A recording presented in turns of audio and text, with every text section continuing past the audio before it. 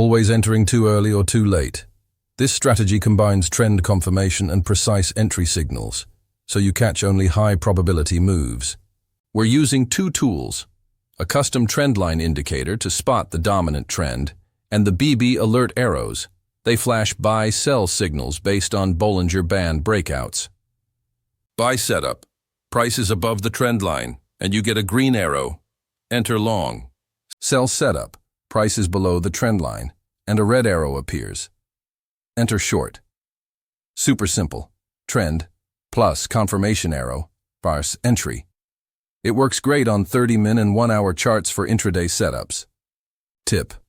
Always place your stop loss just past the previous swing, not just below the signal arrow, and never risk more than 2% of your account per trade. Consistency beats revenge trading. Want these indicators and ready-made chart templates? Grab them free at forexmt4indicators.com. Make your entries smarter and your exits cleaner.